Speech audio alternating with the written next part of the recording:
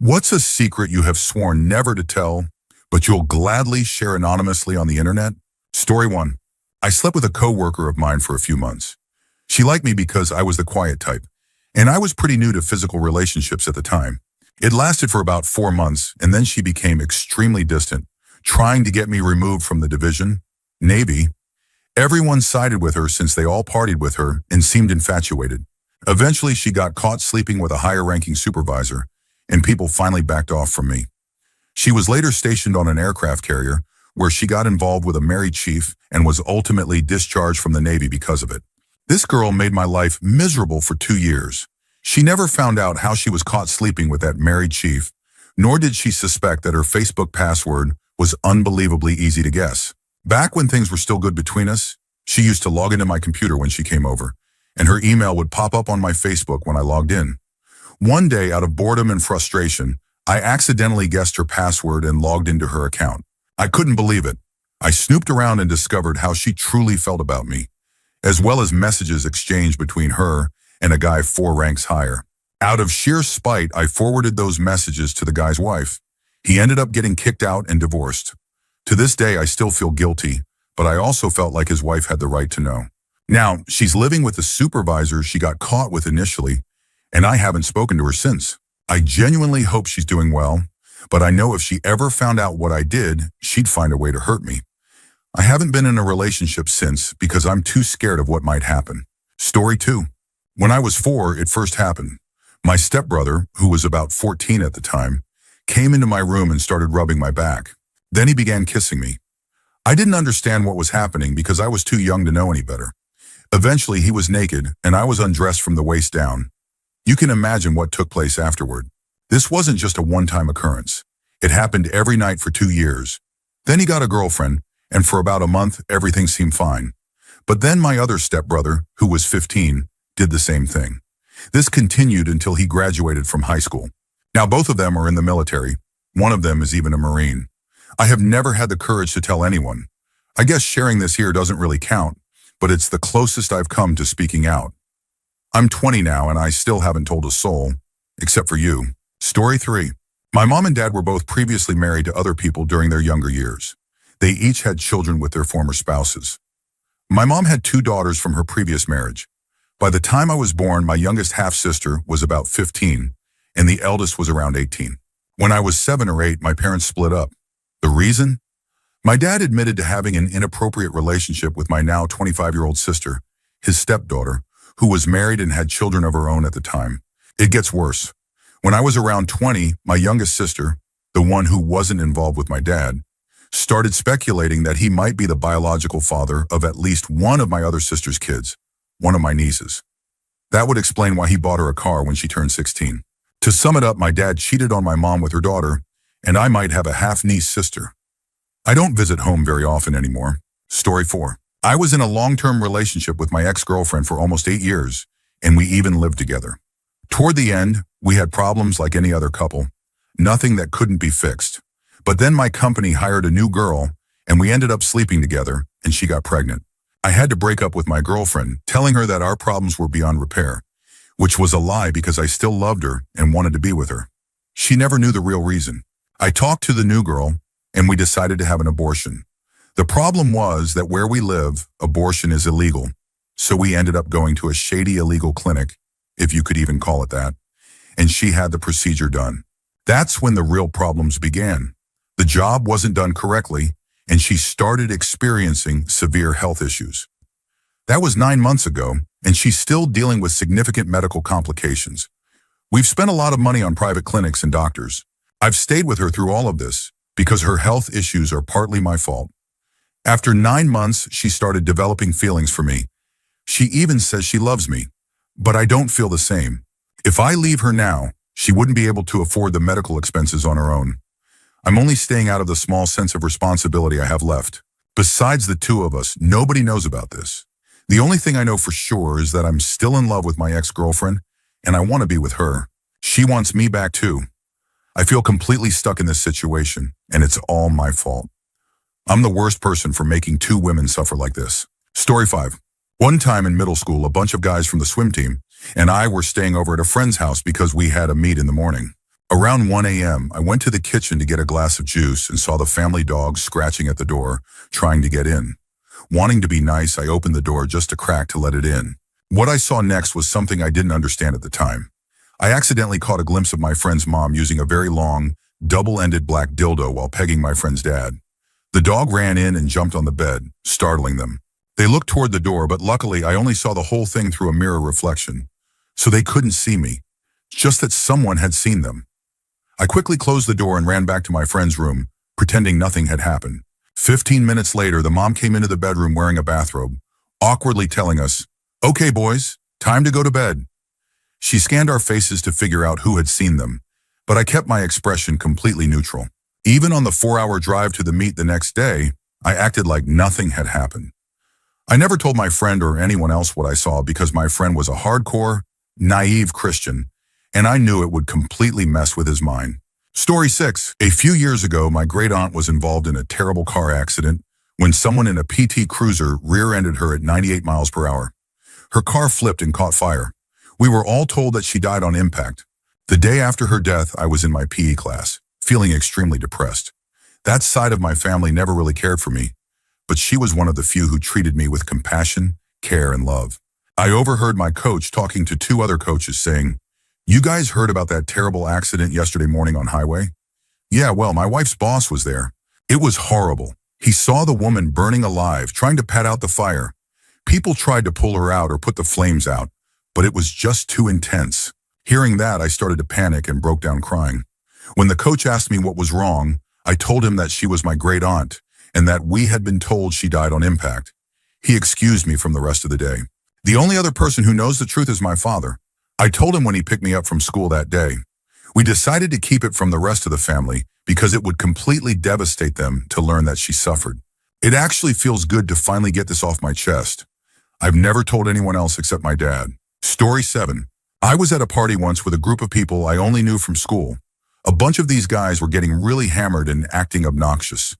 They pulled out a beer bong and started chugging beers. Suddenly, this guy named Tim, standing next to me, turned around and peed into a Dixie cup. I couldn't believe it.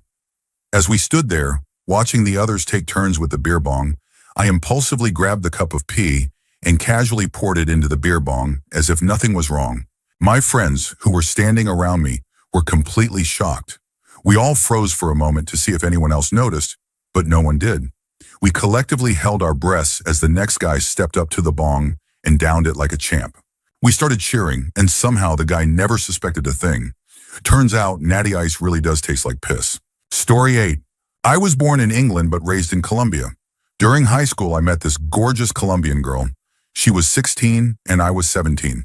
We dated for a while, and she always told me to pretend to be just a classmate if her dad came home. I found it odd, but I assumed he was just overprotective. One night, while drinking with friends, I saw her dad pulling into a nearby bar. Curious, I followed to see what he was up to without being noticed. I overheard him talking to another guy around his age saying, "We have to kill this motherfucker. He's stealing from us." It sounded like something out of a gangster movie. I returned to my friends and didn't say anything. A week later, I was at my girlfriend's place for an informal business gathering. Her dad was there with 4 other men, and to my surprise, one of them was Julian's dad, one of my close friends. 2 weeks later, I got a call from a friend saying Julian's dad had been shot outside a bakery. At the funeral, I couldn't shake the memory of that conversation I overheard. Time passed, and I kept dating my girlfriend for over a year. One night, while drunk and playing Truth or Dare, I asked her what her dad really did for a living. She hesitated but eventually admitted that he was a drug lord. The business gathering I saw months earlier was actually a meeting to discuss production, costs, and transportation. I eventually moved back to Europe and haven't heard from her or her family since. But I still feel uneasy knowing that I might know who killed my friend's dad. I've never told anyone about this, and it feels good to finally let it out. Story 9. I was married for 15 years. I started cheating on my wife after she became addicted to painkillers. Eventually, she got clean and caught me cheating. We started going to counseling, but I continued cheating and began planning for a divorce, all while she thought we were working things out. Or so I thought.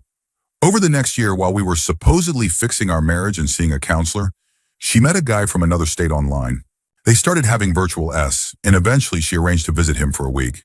She told me she was visiting an old high school friend, and I believed her completely, planning to be with my girlfriend while she was gone. While with her online boyfriend, they took some drugs. Nothing major, but they mixed badly with her prescription meds. She went into cardiac arrest, the ambulance was called, and she died on the way to the hospital. The death certificate said heart attack, but our family doctor explained that it was likely caused by a drug interaction. The police questioned the guy, but he wasn't charged with anything. I chose not to press charges. He was already living with the horror of what happened. I was woken up in my girlfriend's bed by a call from the police informing me that my wife had died. I had her cremated and scattered her ashes in her favorite place, with both families present. It was a private ceremony. I spent the next year in therapy dealing with the guilt. 4 years later, I married the woman I had been cheating with. That was 2 years ago, and I'm extremely happy now. She knows everything. She's the only one who does, besides you reading this now. I still carry the guilt, though. I've left out key details to keep my identity hidden. There's no way to verify this, but it happened just as I've shared. Storyton. I'm a quiet, articulate, and polite guy who doesn't like sports and prefers the company of women over men. Because of that, when I was a freshman in college, just about everyone assumed I was gay. I wasn't overly flamboyant or anything, but if someone asked, I'd tell them I was straight. Funny enough, I knew plenty of gay guys who found it hilarious that people thought I was one of them.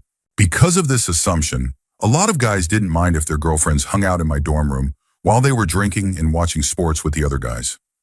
My room became the go-to spot for the girls to hang out, and there was no way I was going to discourage that.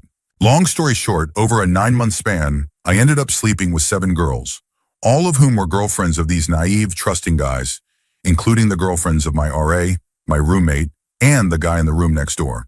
Basically, I was taking advantage of the misconception that I was gay to fly under the radar and hook up with their girlfriends. I guess I was kind of a man whore, using their bias to my advantage. Story 11. I'm a massive sleepwalker. I've done some crazy stuff in my time, but this incident was the first of its kind and hopefully the last. I was on holiday with a bunch of friends and we got absolutely hammered abroad. Somehow we managed to stumble back to our room unhurt and crash into bed. So far, so good. I was having a weird dream where I was playing pranks on my friends. In the dream, for some reason, I thought it would be funny to take a dump on my friend's bed. It didn't make sense, but it was just a dream. Suddenly, I woke up in that weird state where your body's trying to wake you, but your brain is still foggy. Then I started feeling wet, and that's when I really woke up. The first thing that hit me was the smell. Absolutely horrendous, like a mix of sewer, dog crap, and vodka. I was gagging from the stench. I looked around and realized I was sitting in a cupboard in the kitchen, right on the middle shelf, or rather, what was left of it, because I had snapped it in half by sitting on it. There was piss everywhere, and I was literally sitting on a pile of the nastiest crap I've ever done. Panic set in. My first instinct was to check if my friend, who I was sharing the room with for the week, was still asleep. This was friendship-ending territory. The room was an open-plan European flat, and his bedroom looked out onto everything. I tiptoed through, praying for mercy, and luckily, he was still sleeping. No idea how, because by now the whole flat reeked. I rushed back, grabbed a couple of toilet rolls, and started frantically scooping up the mess. I knew I was on borrowed time. No one could sleep through that stench for long.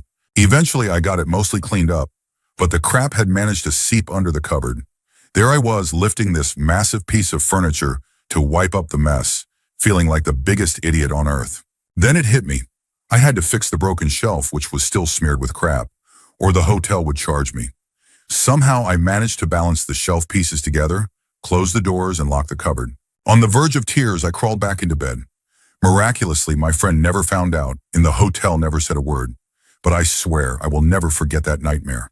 Story 12. This story is known only to me.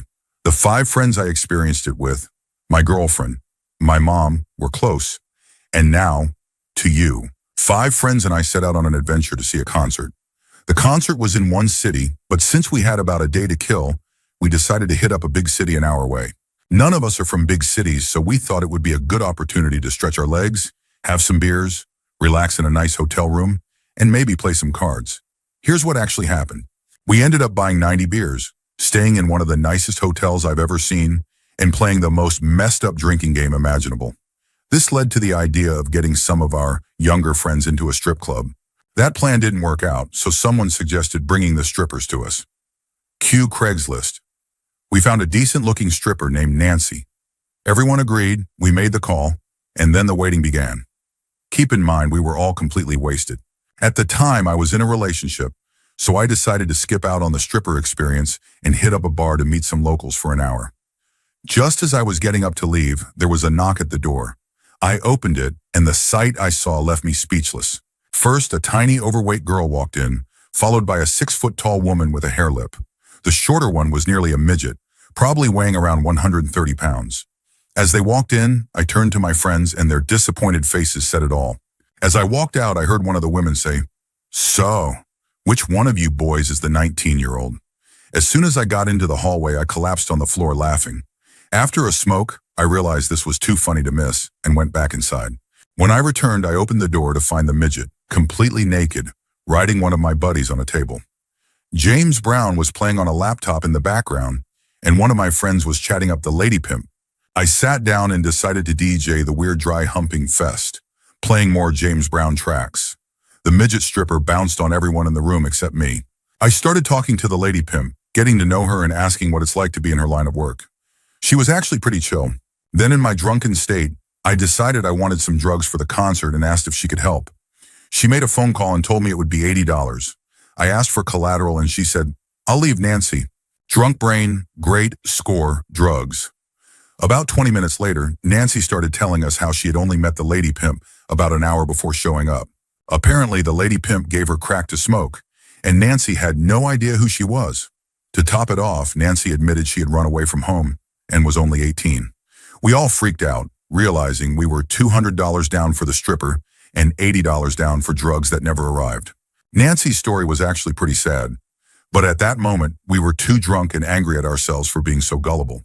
We ended up getting into a huge fight among ourselves and stayed up until 4 a.m., discussing life on a surprisingly deep level. The hangover the next day was brutal, and all I wanted was to go home and see my girlfriend. Luckily, when I finally told her, she just laughed and called us idiots. Looking back, it's one of those stories that seems too ridiculous to be true. We're all down-to-earth students, and if you met us, you'd never think we'd be capable of getting into something like that. Lesson learned, I guess. Story 13. My girlfriend's father is a Baptist minister, one of those stereotypical bigoted types who believes that fags are going to hell. Even though my girlfriend and I have lived together for a few years, he has no idea that I'm gay and she's bi. We've been friends for a long time, so he just assumes we're roommates. We rarely see him, and she doesn't want to deal with his reaction if he finds out. Sometimes he asks her to help out with church functions, and I go along to make it easier on her. Last year, during a big Easter event, a group near us started discussing marriage equality. Her father jumped right in, spewing hateful rhetoric about how homosexuality is unnatural and wicked. All that garbage we've heard a million times. I was furious but bit my tongue for her sake. Afterward, while we were putting stuff away in his office, I impulsively grabbed his big cross from the desk. My girlfriend saw me holding it, and I quickly told her I needed to use the restroom. Once I was in a stall, I masturbated with the cross. I was so angry that it felt almost cathartic to defile something that meant so much to him. When I was done, I cleaned up, put the cross back in his office, and left. Since then, every time my girlfriend has been roped into helping at the church, I go along and pick another of his personal items to defile. We laugh about it every time. It's our little revenge against his hateful beliefs. Story 14. I'll never tell my cat's original owner that he's been found. When I first took him to the vet, they scanned his microchip and gave me the number in the website to contact the owners. They even gave me a brochure with pictures of sad, crying children, telling me that some kid was probably missing their cat. But when I found him, he had a thick copper cable wrapped around his neck as a collar. He could barely meow, and there was a deep indentation around his neck that took months to heal. Why would anyone do that? You can buy a breakaway collar for less than $2. On top of that, he had a clipped ear, indicating he'd been trapped and neutered by someone else while roaming unsupervised. The vet tried to convince me that shelters sometimes clip kittens' ears before sending them to loving families, but I didn't buy it. Screw that. This cat is mine now. He's safe, happy, and well cared for, and I'm never giving him back to whoever let him get treated that way. Story 15. When I was in junior high, my family was being hunted by an organized crime group. Because of that, I had to come straight home after school every day. I would sit on the couch watching after-school TV with a sawed-off 12-gauge shotgun in my lap. Eventually, I was pulled out of school entirely, and we went into hiding. We always parked in underground garages and used rented cars to move around.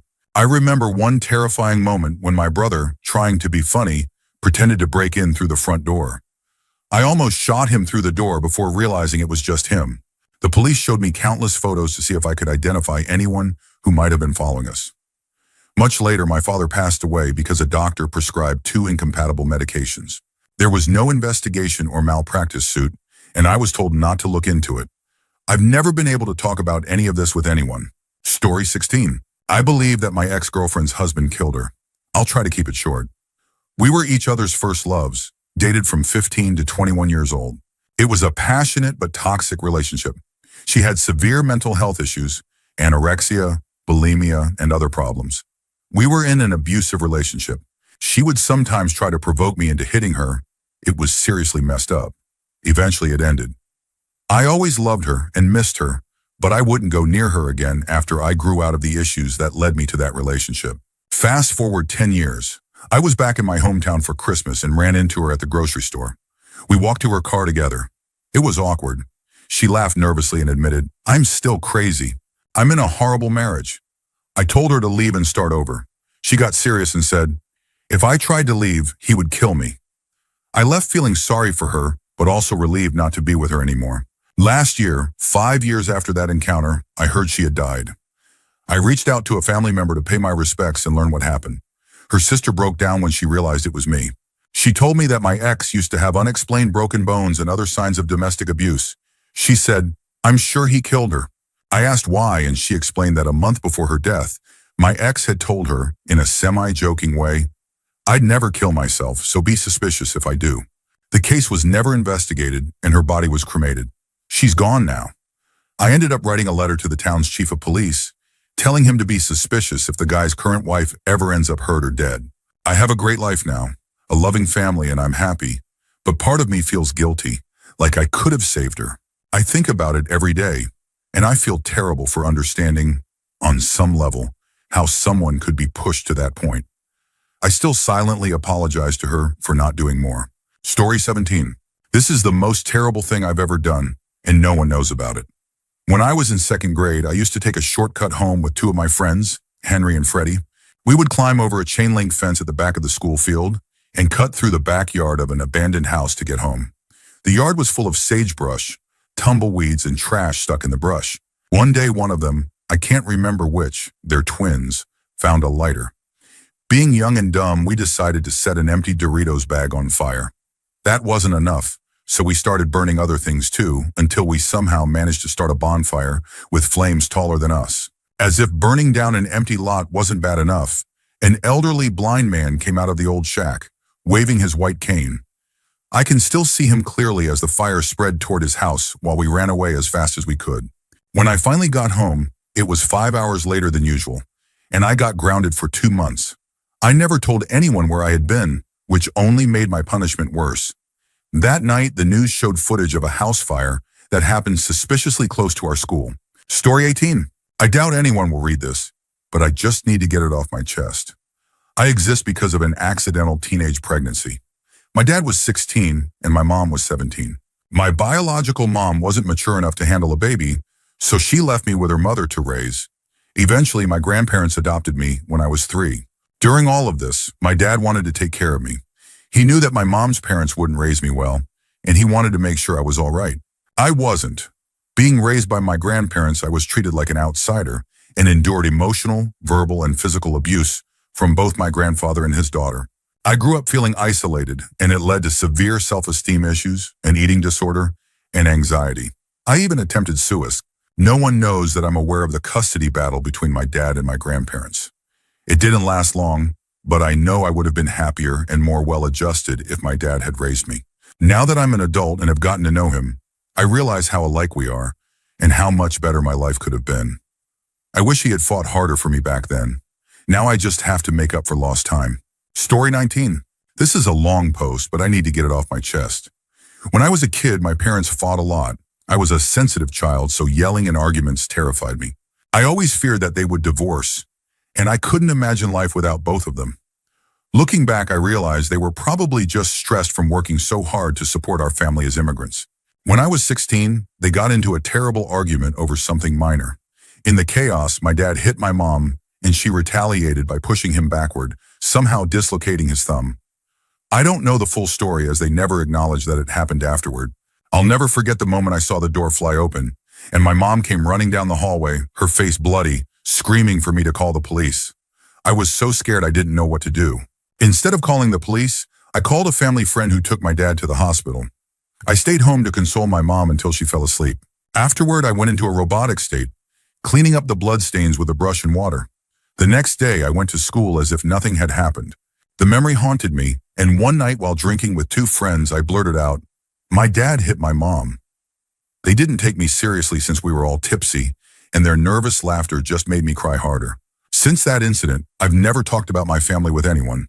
My friends think I come from a privileged, happy family, but they have no idea. Sometimes I secretly wish my parents would get divorced.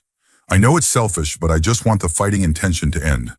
I feel terrible for wishing it, but I can't help but feel that way. Story 20.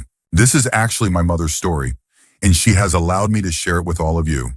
It's not something we'd ever share with anyone we know. When my mother was younger, she used to work as a dancer. And one particular evening, she and one of her co-workers, a woman, were hired to perform at a celebration event for a large number of football teams. It was their end-of-season gathering, so naturally they wanted some entertainment. The event was held in a large recreation hall, and they performed their show as usual. Essentially, it was two dancers and about 100 guys watching, drinking, and having a good time. Just a typical night. After they finished, they started packing up and chatting with some of the guys, one of them being the boyfriend of my mother's coworker, the one with her that night. Suddenly, the men began talking about a game they play every year, and getting excited about it, asked the two of them to stay and help with the game. Naturally, they were both confused and a little wary, but they cautiously agreed. The atmosphere didn't seem alarming, and they knew several people there. Here's where it gets bizarre. Out of nowhere, two chairs and a bucket appeared, placed in the middle of the hall, with a bucket on the floor and the two chairs facing the bucket and each other. The co-worker's boyfriend and another man sat down in the chairs. Then one of the men explained that these two were the current and past champions of the game, which still hadn't been explained to either woman. It was then that my mother noticed that the bucket was filled with water and about 100 coins. Amid the cheers of the crowd, the men finally revealed the purpose of the game. The two women were supposed to reach into the bucket of water, grab a coin, and drop it into the open hand of one of the men who had positioned their hands to create a sort of makeshift container. The goal was to see who could hold more coins without dropping any. Speechless for a moment, my mother and her co-worker finally, hesitantly, agreed, with the co-worker helping her boyfriend and my mother helping the other. It should be mentioned that my mother has always had very long, curved fingernails, about an inch long. She was careful to drop the coins gently, as close as possible, without actually touching the man's hand, despite the crowd encouraging her to just drop them in directly. The man flinched each time her nails got near him, which probably made the situation even more awkward. During this process, she also realized that the coins were in a bucket of water for lubrication. Apparently, this game had been played many times before. She never asked how such a tradition started. Although my mother doesn't remember exactly who won, she thinks it might have been the boyfriend, she did come away with the most random fact of all: the surprising number of coins one person can hold in their hands during a strange and unexpected game. Story 21. This is going to be the absolute first time I have ever shared this, well, written it down in my entire life. I will probably never mention it again. I'm doing this just to see how I feel. Let's start by saying that I think there's something wrong with me emotionally. I feel like I'm messed up in the head. Usually when kids go through traumatic experiences, they end up having issues. But I don't feel messed up, and that worries me. I think I would feel better if someone just said, "Dude, you're crazy, you need to see someone." But nobody ever does, so I assume I'm normal. Just for context, I'm a guy. You might wonder what happened. Well, when I was younger, I'm not sure exactly how young, but really young, my older brother somehow convinced me that sleeping together without clothes was something everyone did. This eventually led to inappropriate behavior and essentially abuse. It's a bit blurry in my memory. This happened frequently. I somehow believed it was normal, so I never brought it up or had issues. The only reason it stopped was that he used to finish elsewhere. But then he started finishing on me. At that age, I thought it was thick pee, and my logic was that even if what we were doing was normal, peeing on someone didn't seem right. So I confronted him, said I didn't want to do it anymore, and threatened to tell someone about the pee. That made it stop. A few years later, my mom took the family savings, gambled it all away, and cheated on my dad. The night she came home and confessed everything, I was sitting in the kitchen. My mom and dad had a huge fight about it. Afterward, my mom told me to look after my sister and then went into the kitchen and started hurting herself. Long story short, she didn't succeed in harming herself severely, but she's on medication now and struggles with her mental health. These are the two major stories, but I have others. Stories of being drugged by someone and waking up without clothes. Stories where friends said I got drunk and completely changed my personality, not recognizing anyone. So many weird situations. And yet here I am, and I want to say, I feel pretty normal, and that kind of freaks me out. I try to ask people about my personality, and everyone thinks I'm just some average, nerdy guy. I have a normal lifestyle, married, friends, and so on. I feel unaffected, but I'm so worried. I read about people who go through just one major incident and end up in therapy for years because they're so broken by it. And here I am, not feeling anything. I could go on and on about this, but for now, I'm just glad I finally expressed it. Story 22. The moment I saw this post, I knew exactly what I wanted to share. Two people within my group of friends started hooking up casually. It was college, so think friends with benefits, but with more drinking involved. Let's call her the girl and him the guy. The girl was one of my then-girlfriend's friends, and the guy was a good friend of mine whom I played rugby with. After a couple of months, my buddy moved on and started hooking up with other girls. One night, I noticed the girl was visibly upset. I assumed it was because she knew the guy was seeing other women. Later that night, she got drunk and confessed to me that the guy had gotten her pregnant. She said she knew he didn't care about her, and she had an abortion without telling anyone, except her mom, who had recently disowned her. I tried to comfort her and offered the best advice I could, suggesting she seek professional help or counseling. She made me promise not to tell anyone, especially my girlfriend or the guy. It's been 5 years since that night. She moved out of state, but I still see my rugby buddy often. I've never told him. It's been a heavy burden, and it feels good to finally share it with someone. Story 23. When I was a kid, about 7 years old at the time, I had a Superman badge.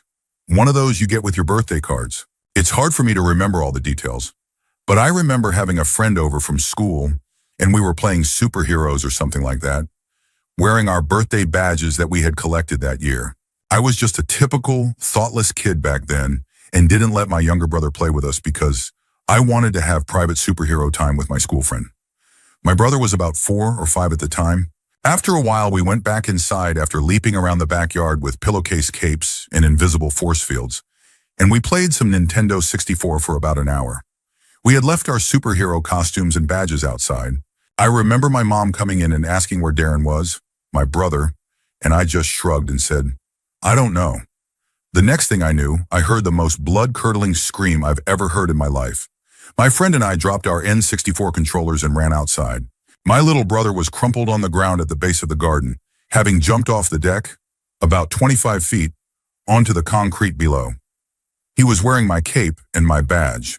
2 days later, he died in the hospital from severe brain hemorrhaging. I feel so guilty. If I had just let him play with us and wasn't so selfish about it, he'd probably still be alive. I could have explained the game to him, told him it was all pretend, and he wouldn't have tried to fly. I've never told anyone about this before. My family just assumed he was climbing the rail and fell. I'm the only one who knows that he actually thought he could fly with the cape and badge on because he heard me say it. Story 24. I guess I never promised not to tell this, but it's a funny story that I've never shared with anyone. When I was about 5 years old, I was playing in my backyard when the girl next door, who was around the same age, called me over to play. I went to her yard and we kicked a ball around and played with some other toys. Then she decided she wanted to have a tea party. I thought, ugh, that's girl stuff. Her parents had set up a tent in the backyard as a little playhouse, complete with a small table and chairs. We went inside and she set up her tea set. We had a little pretend tea party, and once we were done, she put her tea set away and told me she wanted to show me something. She stood up, pulled down her stockings and underwear, sat down on her back and spread her legs. I just sat there in shock. At that moment, the tent flap opened and it was her mom. She completely freaked out, lots of yelling and commotion. I think she might have told my mom, but my mom never said anything to me about it. This was years ago, but it still feels like it happened yesterday. Sometimes I wonder what became of her. Stripper? Happily married? I guess I'll never know. I just remember thinking, what the heck was that? Story 25. Back in 2006, my uncle was in Egypt trying to get both of his cars back to the States to sell them. He wasn't sure if it was a good idea, but he needed the money, so he decided to go ahead. One day, while discussing the situation with his friend at a coffee shop, a random guy overheard the conversation and offered to help. 2 weeks later, my uncle returned to the States. Usually the cars would have been shipped by then, but nothing arrived. When we asked him about it, he said he had already sold them. A few days later, while I was helping him with something at his house, he confessed that he never actually sold the cars. It turns out that the guy who overheard him at the coffee shop was Israeli and called his friends to assist him. They held my uncle at gunpoint, demanded that he hand over the cars, and took a bag containing $10,000 from the sale of his restaurant. My uncle never told anyone else in the family, not even his 6 siblings, about what really happened. Story 26. When I was in 3rd grade, I was assaulted by a family friend who was in his late 20s. He visited us and stayed at our apartment for 2 weeks. I would cry silently and exhaust myself to sleep, but I never told anyone. Growing up, I was taught that a man should always be strong and deal with his own problems, so I kept quiet. I was also bullied at school for being a fat, geeky kid, and I felt like I had no one to turn to. Around 8th grade, I decided to change my life. I stopped eating junk food, started sprinting, and trained on stairs. I also began studying human physiology, vital points, nerve bundles, and picked up some basic martial arts moves from the internet. During high school, I had a few chances to be intimate with girls, but I couldn't perform. I broke down once and cried in front of a girl, but I couldn't explain why. She introduced me to her friend, who then confided in me that she was being abused by her biological father whenever her mom and little sister were out of town. He threatened to hurt her sister if she spoke up. For the first time, I felt like I could open up and share my own story. We skipped school to practice self-defense and support each other. Eventually, I went to college out of state, while she stayed local to protect her sister. One autumn break, I visited family and found out that the man who assaulted me years ago was visiting too. My rage resurfaced. One day, I caught him alone and acted submissive, tricking him into thinking I was still under his control. When he tried to make a move, I bit down on him and lost control. I don't remember much, but he ended up paralyzed from the waist down, claiming it was a freak accident. I called my friend and told her what I did. She was shocked, but gradually accepted it. A few months later, her father tried to assault her again. This time she fought back, and when he threatened to harm her sister, she snapped and suffocated him with a pillow after he collapsed from a heart attack. After the funeral, she told me that while she knew I meant well, she felt I had made her a murderer and never wanted to see or hear from me again. I respected her wishes but spiraled into heavy drinking and drugs during college. I nearly failed a semester but managed to get back on track. Now at 23, I have a decent paying job, but I still spend a lot on substances. I'm not suicidal, but nothing feels as satisfying as the revenge I took. My ambitions, career goals, relationships, they all feel pointless. I just don't know where to go from here. Story 27. Back in high school, there was this cute classmate of mine who had a noticeable issue with odor. It was as if she ran marathons every day without ever showering. The other guys constantly complained about the smell, yet they still wanted to get with her because of her impressive figure. One day, I had to arrive at school really early, around 5 a.m., to practice on the new Yamaha keyboard the school had purchased. I planned to use it in the upcoming play instead of my old one. When I got there, I noticed the gym lights were on and heard some noise. Curious, I went to check it out. I cracked the door open and saw about a dozen male students from the inter-school soccer league with the girl and her friend. It became apparent that she had been involved with numerous guys, multiple times a week. Afterwards, she would just get dressed and go to class like nothing had happened. I stayed for a few seconds, mostly because I was in shock. This was back in the pre-internet days in a conservative community where people rarely talked about S, let alone openly engage in it. The looks of satisfaction on both of their faces still haunt me a bit. As I got older, I realized how surreal the whole situation was. Fast forward to now, she's the new team manager at my company and I report directly to her. My annual performance review is coming up, and the irony isn't lost on me. Story 28. I'm not sure how to start. This is more of a confession of many secrets, I guess. I regularly experience severe depression, sometimes even suicidal thoughts. Whenever I'm near a bridge or a tall building, I have to step away from the edge to stop myself from jumping. The only thing that truly makes me happy is music, but my parents often take away my iPod for the smallest reasons. On top of that, I have sensitive ears, and my iPod volume gives me tinnitus because I can't seem to get it quiet enough. I don't have many friends, and my family life is pretty dysfunctional. I've never been in a relationship. I'm essentially addicted to sugar and the internet. Both are slowly taking over my life. I'm also incredibly lazy. I only get good grades because my parents expect it. To be honest, I've cheated on almost every test to meet their expectations. Sometimes I feel happy, but I wouldn't call it true joy. I have no body fat, so I get cold very easily. I constantly worry about everything and feel insecure and powerless. The only thing I'm genuinely passionate about is classical music, but I'm not skilled enough for music school and rarely practice. My life feels like a lie, and I just don't know how to change it. Story 29. I imagine this might get lost in the mix, but I really need to get it off my chest. One of my closest friends, who also happens to be my ex-girlfriend, and I might still have feelings for her, plans to take her own life. Not soon, but before she turns 30. Her own words. She was abused as a child, has struggled with self-harm, though it's been 2 weeks since her last incident, and deals with severe anxiety. She's very self-conscious about her weight, around 140 pounds at 5 feet 1 inch, and has been battling depression for years. She first dealt with it in 7th grade, managed to overcome it somewhat, but now it's back in full force as a sophomore. I'm doing everything I can to support her because I care about her deeply, but I'm secretly terrified that I might fail. She hasn't told anyone else about her intentions because she doesn't want anyone to know when she goes through with it. She believes no one cares enough to notice her absence. I feel like telling other people might make things worse, so I'm keeping it between us, hoping that in the years to come, I can help her see life differently. I just don't know if I'm enough. Story 30. When my boyfriend and I first started dating, we discussed the possibility of an open relationship. One night we went to a party where I ended up kissing a mutual friend. We both got really drunk, and at some point the friends started getting more intimate. He took off my panties and was about to go further. It suddenly hit me that my boyfriend and I hadn't set clear boundaries yet, so I stopped him. A moment later, my boyfriend walked into the room, and the friend quickly left. Later, my boyfriend admitted that seeing me kiss other guys made him uncomfortable. I've never told him that my panties actually came off that night, and the friend claims he doesn't remember anything from that night. It's been about a year since it happened, and I don't see that friend anymore. I'm still with my boyfriend, and we live together now. It eats me up every time I think about it, and I wish I could take back that night entirely. Story 31. My niece, let's call her N, drowned, and I volunteered to collect her personal belongings and drive her car back to her parents' house. For context, N had been sent to a junior rehab program earlier that year, but in the last few months of her life, it seemed like she had turned things around.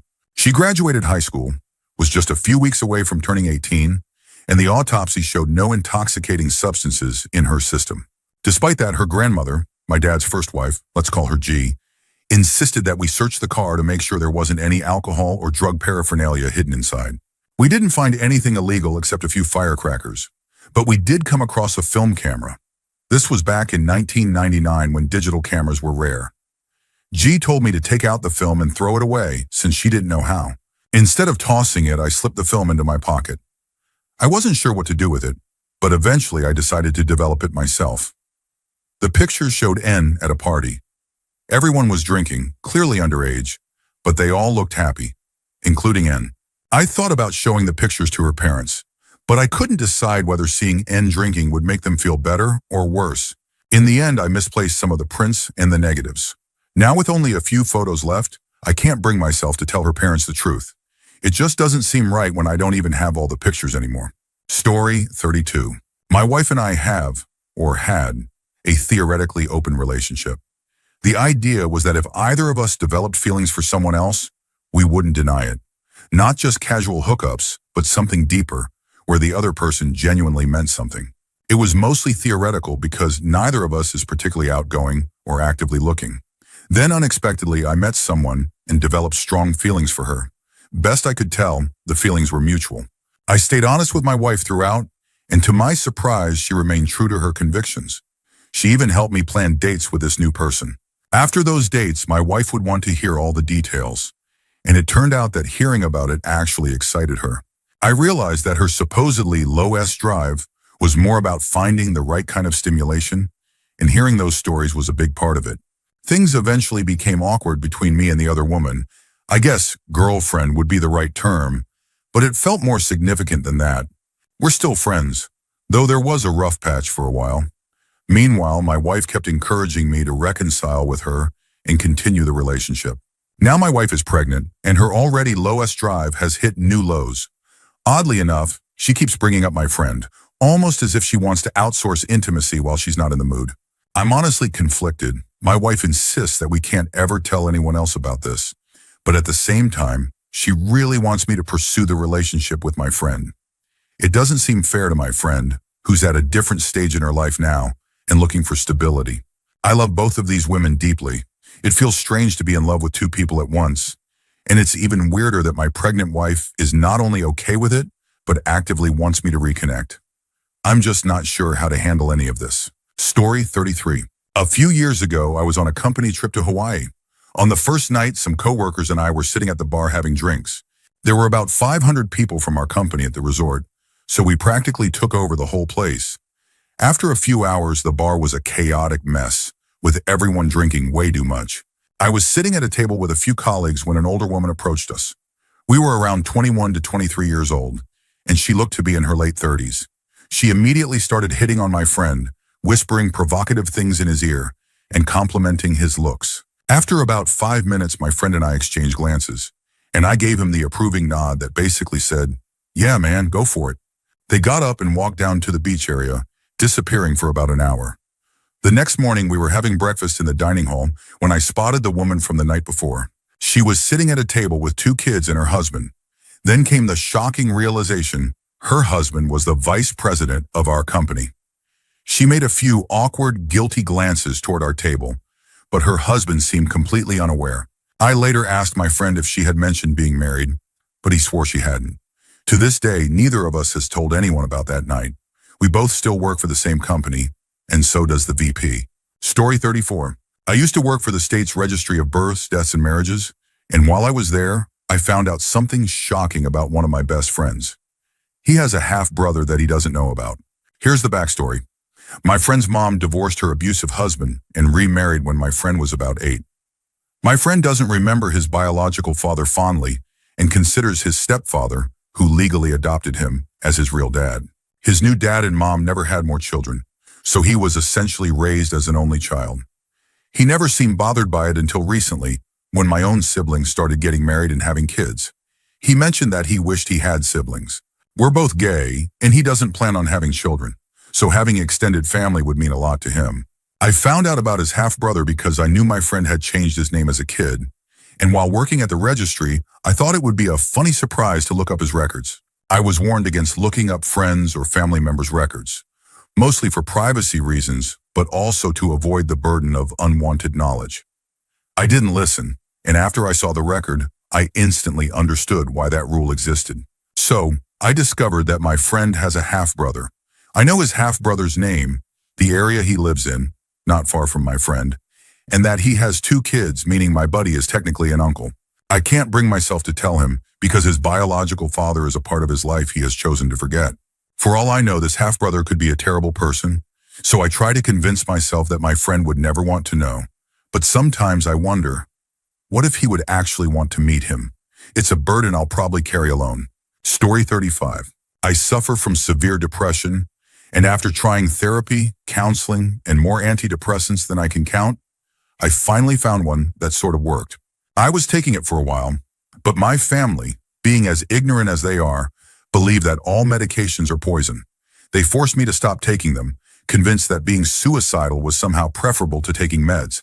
Coming off antidepressants was rough, and I was determined to get them back one way or another. My family kept a close watch on my finances to make sure I wasn't buying more, and I couldn't use cash because they would instantly assume I was buying antidepressants. Ridiculous, I know. What kind of family does that?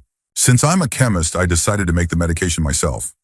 I set up a clandestine lab and synthesized medically pure antidepressants for personal use. I made enough in one batch to last me a few years, then packed up the lab and hid it. Eventually, my family found the lab equipment in a box and assumed I was making illegal street drugs. I didn't bother correcting them and just admitted to it. They freaked out and gave me a hard time, but since they're so obsessed with saving face, they didn't report me to the police. Instead, they punished me and restricted most of my privileges. Thankfully, they never found my stash of antidepressants, and I'm still using them to this day. Story 36. I knew this girl over the internet for about a year or two. We kept in touch while I was deployed to Afghanistan and really hit it off. She would send me dirty emails, which I saved on my laptop since Big Brother over there monitored everything. We planned to meet up when I got back, get a hotel room, and just go wild. We had talked over webcam a few times, and I knew she wasn't a perfect 10, but when we finally met up, it was different than I expected. She was much bigger in person, probably around 250 pounds. I tried my best to be polite and nice, but all I could think about was how different she looked from what I imagined.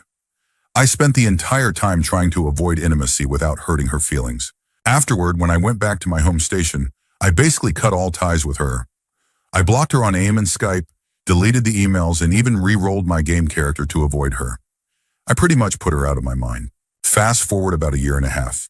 I had been enjoying life back home, drinking, going out with friends, hooking up with random women. Right before my second deployment to Afghanistan, I suddenly remembered her and got curious about what happened to her. I checked her old MySpace page, but it hadn't been updated for over a year, which was weird because she used to update it constantly. I decided to Google her name just to see if anything came up. That's when I found out she had died in a severe storm a few months after I stopped talking to her. For whatever reason, I've always felt guilty about that. Story 37. I know someone who, while engaged to someone else, took advantage of an adult special needs woman. His fiancée knows, the woman's family knows, and a few other people, about 10 in total, are aware of it. He doesn't know that I know, and most people around us have no idea. Due to the nature of my relationship with him, I can't tell anyone. Those of us who are aware keep a close eye on him.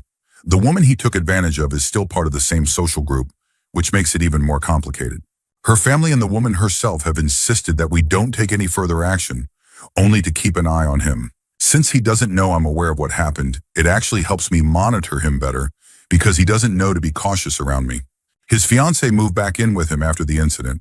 She was living somewhere else when it happened. And now she seems to follow him everywhere. He doesn't have a car, so she's always his ride. I still can't believe she didn't leave him after finding out. I try to practice forgiveness and understanding, but there are lines you just don't cross. This situation makes me question a lot about human nature, and I still struggle with how to handle it. Story 38. When I was around 10 years old, my stepdad wanted to buy a new recliner. So my mom, my stepdad, and I went to a local furniture store to check out the options. We were browsing the cheapest choices when we found a ridiculously underpriced chair. One of those really nice ones that you'd usually hesitate to spend money on. Since there were 5 kids between my mom and stepdad, this was a rare treat for him. We brought the recliner home, and my stepdad was thrilled. It was immediately established as his chair, like a good-natured version of the classic "get out of my chair" thing. Of course, because it was new, everyone got to sit in it for a minute. It was a Saturday, and since we had been out all morning, we decided to rest. My parents went to their room and I went to mine. I guess my older siblings were out, so I was the only kid home. After my parents went to their room, I sneaked out to sit in the new chair. I felt pretty clever since no one was supposed to sit in it while my stepdad was around. I thought I'd take a quick nap there, so I leaned back and pushed my body weight against the back of the chair. Now I was a pretty petite girl, about 100 pounds and around 5 feet 3 inches. Considering how cheap the chair was, I guess it wasn't made to withstand much pressure. As I leaned back, the back of the chair snapped off. The fabric stayed attached, but the internal mechanisms just broke. I was frozen in shock, terrified. I quickly pushed the chair back into its upright position, making it look as normal as possible, and rushed back to my room. From a distance, the damage didn't look too bad, aside from a slight gap between the fabric pieces. Somehow, I managed to fall asleep. When I woke up an hour or two later, I realized no one had woken me up to yell at me about the broken recliner. For a few seconds, I thought I might have gotten away with it.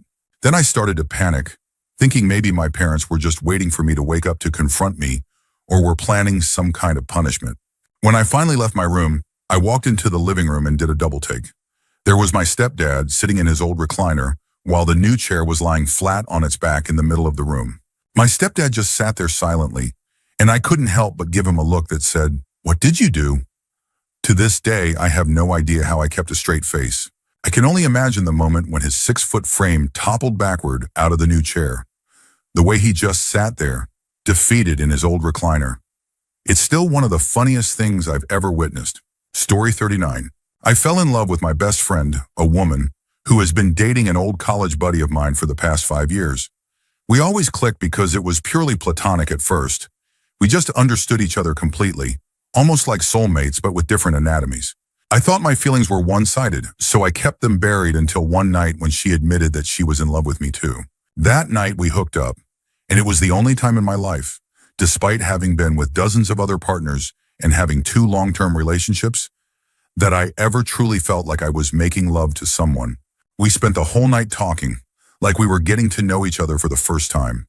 We made a pact that night to wait at least a year after she broke up with my buddy before pursuing anything serious to give him time to heal. But here we are, a year later, and she's still with him. I wake up every day feeling the same combination of despair, anger, and guilt. She made her choice to stay with him, even though he's honestly kind of a useless, unmotivated guy. The reasons she gave for staying wouldn't make sense to anyone, including me. I can't hang out with my old friends anymore because it just feels wrong. I want to be happy, but I can't shake the guilt of wanting her when it would hurt my friend. I know I sound selfish, but I've never loved anyone the way I love her, and it just feels like the universe played a cruel joke on me. There, I said it. I fell in love in the worst possible way. Story 40. Last summer, I was making money as a pot dealer. I wasn't a big-time dealer or anything, but I had a steady customer base. One night, I met this guy at a party who offered to sell me a pound of weed for $1,500. I didn't know him well, but I knew a lot of other people at the party, so I figured he was trustworthy.